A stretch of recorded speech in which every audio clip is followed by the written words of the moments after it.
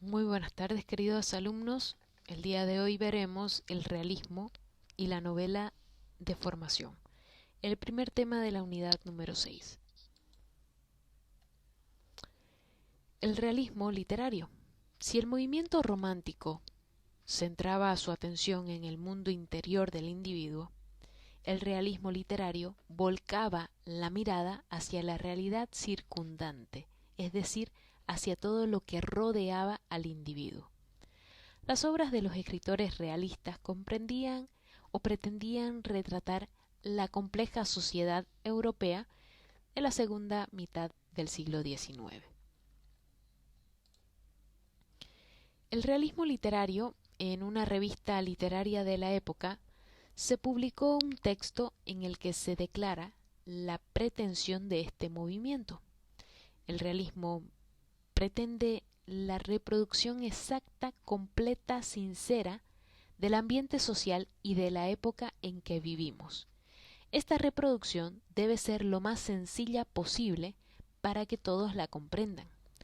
Los escritores realistas observaban, estudiaban e investigaban minuciosamente los lugares y personajes en los que se inspiraban para elaborar así sus obras. Componían detalladas descripciones de ciudades, pueblos y sobre todo reconstruían en sus textos las relaciones sociales que regían durante ese tiempo.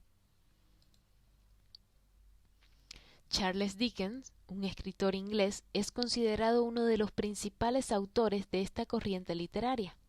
Dickens vivió una infancia muy dura. Su padre fue encarcelado por deudas y él desde muy pequeño tuvo que trabajar cumpliendo extenuantes jornadas.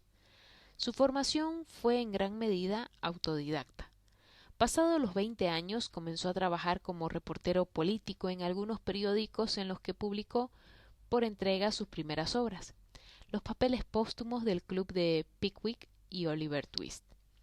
Los autores realistas importantes son Honoré de Balzac, un francés, Stendhal, el seudónimo del autor Henry Bayle, Gustave Flaubert, de Francia también, y Fyodor Dostoyevsky, de Rusia. Veremos ahora lo que es la novela de formación.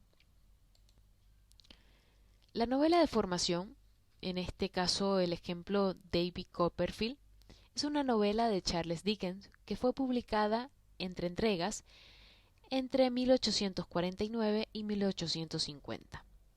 Entre entregas significa que fue publicada de a poco en el periódico. Es de la que reúne más información autobiográfica. La novela cuenta con detalle la vida de David desde que nace hasta que se convierte en adulto.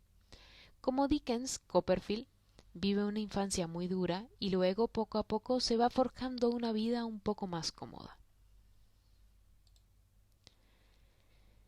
La novela de formación es también parte de la tradición muy amplia de la literatura occidental.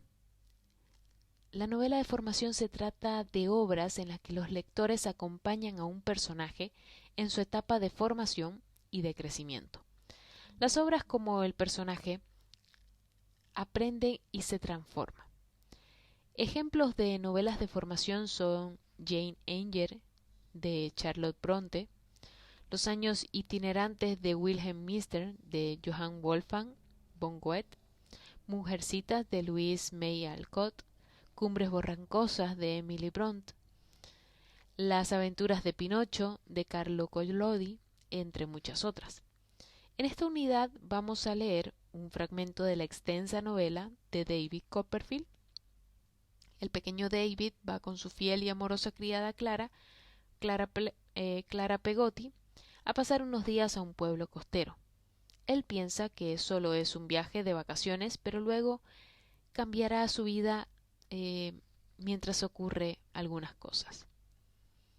Más adelante leeremos también Las aventuras de Tom Sawyer, una obra escrita por Mark Twain. Antes que una novela de formación, esta obra es una novela de aventura de tono realista que cuenta las vivencias de infancia del personaje en un lugar ficticio de Missouri, Estados Unidos, donde Tom vive junto a su tía y a su medio hermano. En esta novela se refleja la sociedad de un periodo previo a la Guerra de Secesión.